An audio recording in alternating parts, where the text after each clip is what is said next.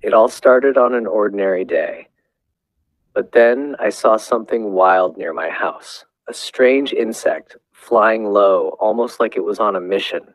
As I got closer, I saw it wasn't just any insect, it was a spider wasp, and it was dragging a huge huntsman spider across the ground. That's when a crazy idea popped into my head. What if I catch it? Now I know, spider wasps are no joke. They're fast, aggressive, and if you make a wrong move, they can sting. And it's not a sting you'll forget. But this one was distracted. So focused on its spider prey, I figured this might be my only chance. Of course, catching it with bare hands? No way. That would be a terrible idea.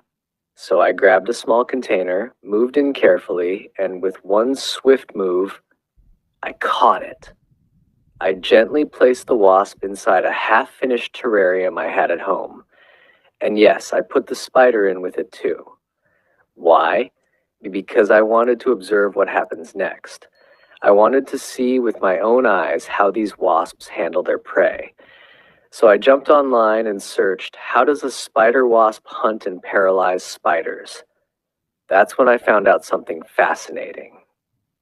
The wasp I caught looked and acted just like a tarantula hawk wasp, one of the most powerful wasps in the insect kingdom. In fact, tarantula hawks are a type of spider wasp. They all share the same deadly hunting technique: sting, paralyze, drag, and bury the spider alive as food for their future larvae. And then something strange started happening in the terrarium.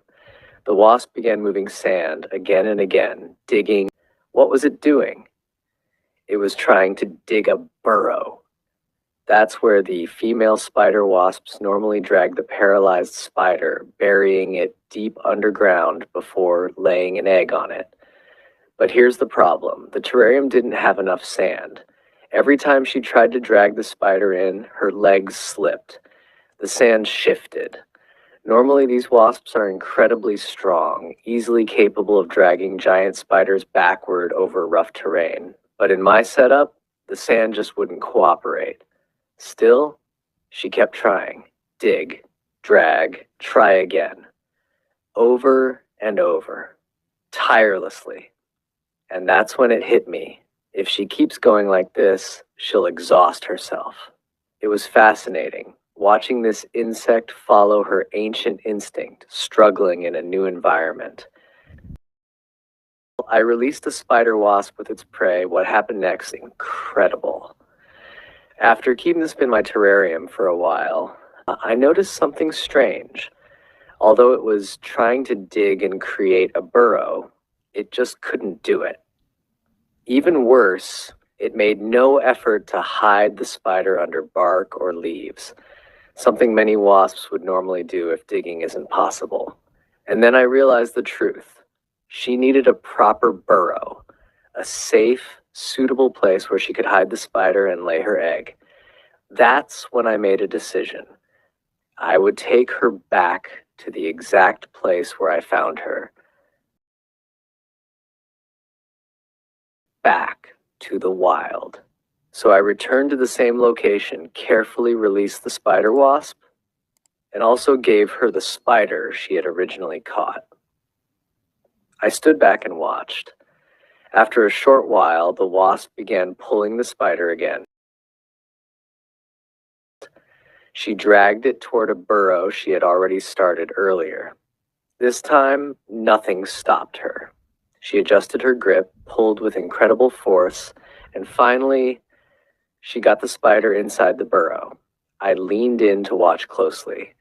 She was now working to conceal the spider, probably using dried leaves and bits of debris.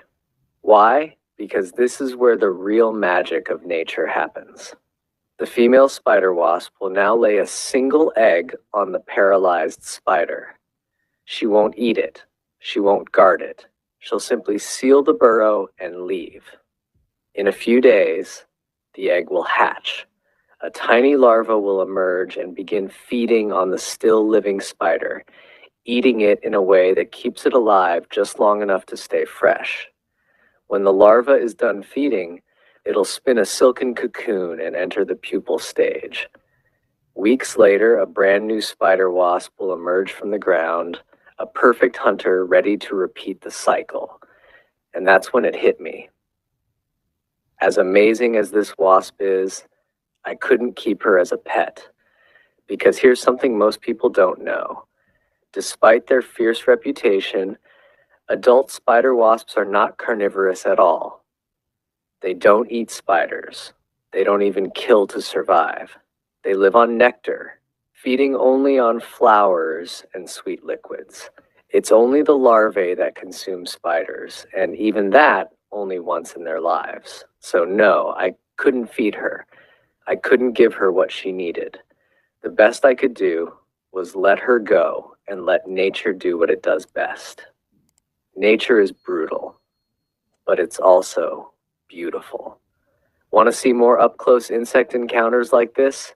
Hit subscribe and don't miss what's coming.